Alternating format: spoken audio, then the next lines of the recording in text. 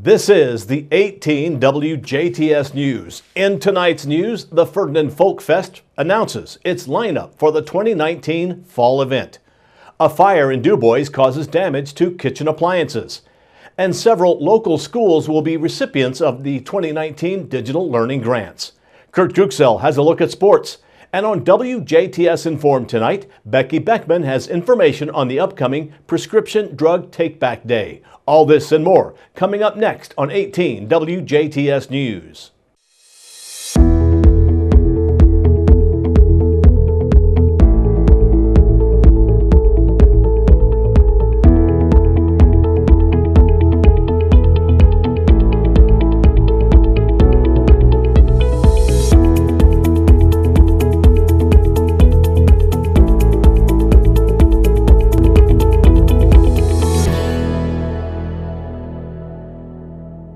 Thank you for tuning in. I'm Bill Potter with the WJTS News. The Ferdinand Folk Fest released the lineup for the 2019 Ferdinand Folk Festival.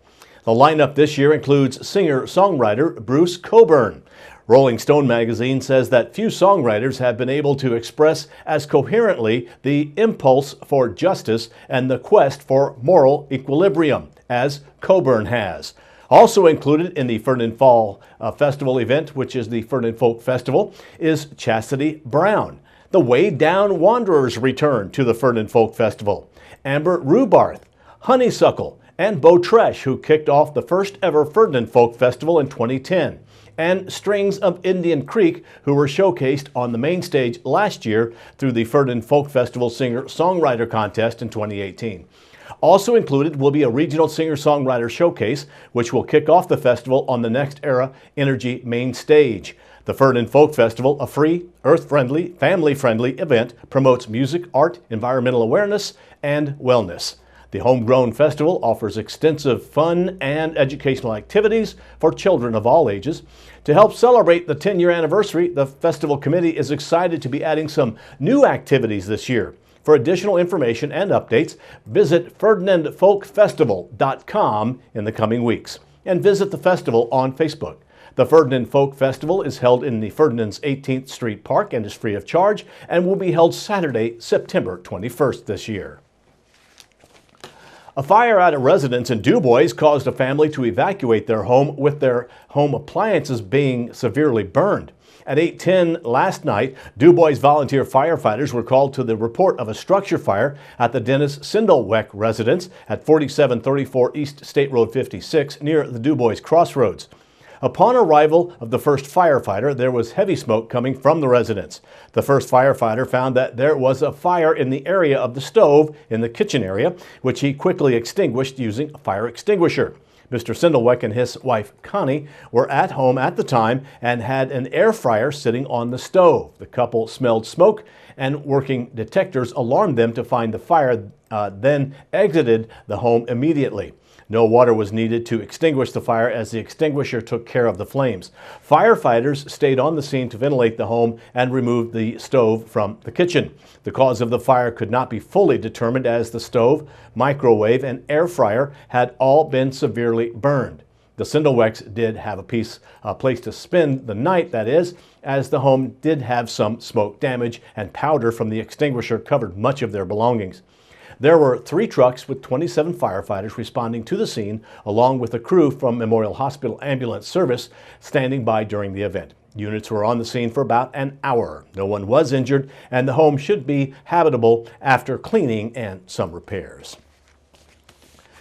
The report of an accident on Jasper's southeast side late Wednesday afternoon resulted in the arrest of a Jasper woman on a charge of OWI after drugs were found to be in her system.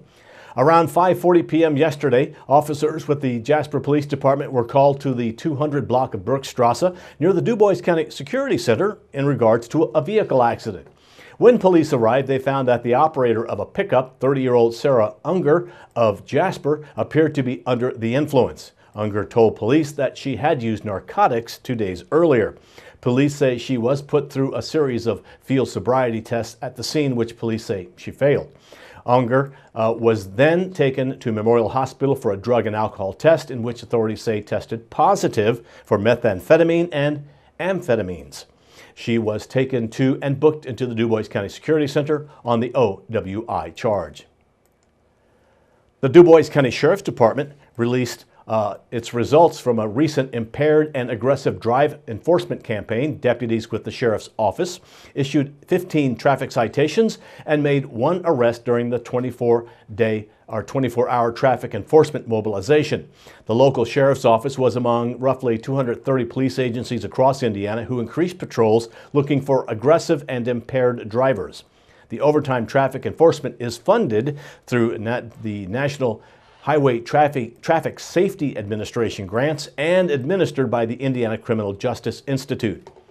Chief Chris Falkenberger with the Dubois County Sheriff's Office says as temperatures rise, so do crashes involving impaired and aggressive driving.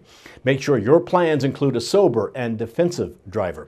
In every state, it is illegal to drive with a blood alcohol level of 0.08% or higher. Motorcycles are about 3% of the registered vehicles on the road, but are dramatically overrepresented in fatal crashes involving alcohol. Impaired driving also includes prescription and illegal drugs. Over-the-counter medication can cause impairment, especially when combined with alcohol or a second drug. Anyone taking a new or higher dose of a drug should speak with their doctor or avoid driving till they know the effect of the medication. Here's some notes on traffic closures. Work on the Waterline project will force the closure of one block stretch of the busy Jasper Street that will begin Friday, tomorrow, and continue through the weekend and the early part of next week, ending on Monday. Officials with the City of Jasper say beginning tomorrow, West 9th Street between Newton and Clay Streets will be closed due to the 231 Waterline project. Officials say the closure will start Friday and the usually busy one-block stretch will remain closed during the weekend and this Monday, April 1st. Motorists are asked to use an alternative route.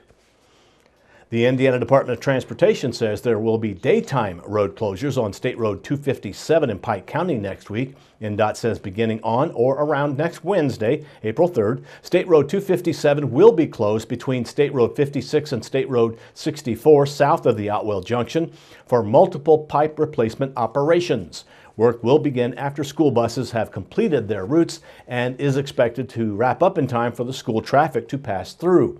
Depending on the weather, work is expected to last until the end of the week. The official detour is State Road 56, State Road 61, and State Road 64. The Michael Oding Memorial Youth Turkey Seminar will be held this Saturday, March 30th at the Ireland Sportsman's Club. Kids ages 17 and younger are invited. Registration takes place from 9 to 9:20 a.m. Speakers will talk from 9:20 to 10:20 a.m. Hands-on learning will be held from 10:30 to 11 a.m. And lunch with drawings will be held from 11:30 a.m. until 12:30 p.m. The event is sponsored by the Dubois County Sportsman's Club. The seminar is limited to the first 20 kids who register.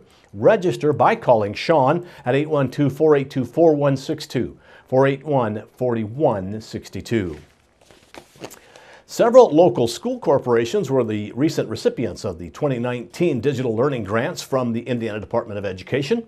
The department's Office of E-Learning says this year's grants offer up to $50,000 to support districts in building digital initiatives like science, technology, engineering, and mathematics, also known as STEM, instruction, also project-based learning, and computer science curricula. Local school corporations receiving digital learning grants include the Greater Jasper Consolidated Schools, Bar Reeve Community Schools, the Perry Central Community School Corporation, and the Lagodi Community School District, as well as the Washington Community Schools. Superintendent of Public Instruction, Dr. Jennifer McCormick, says maintaining a focus in the classroom on STEM activities and project-based learning is vital to preparing students for their future success, and congratulates the awarded districts and their continual efforts to make a positive impact in their communities. The 2019 digital learning grants focused on proposals that included vetted STEM curriculum, devices for coding, robotics equipment, and professional development for teachers. 48 districts were awarded digital learning grants, totaling just over $2.2 million in funding. Awarded grants ranged from $20,000 to $50,000. The U.S. Forest Service will soon be conducting prescribed burns at the Hoosier National Forest to maintain, restore, or improve early successional habitat, maintain wetlands, restore unique barrens ecosystems, and regenerate oak and hickory.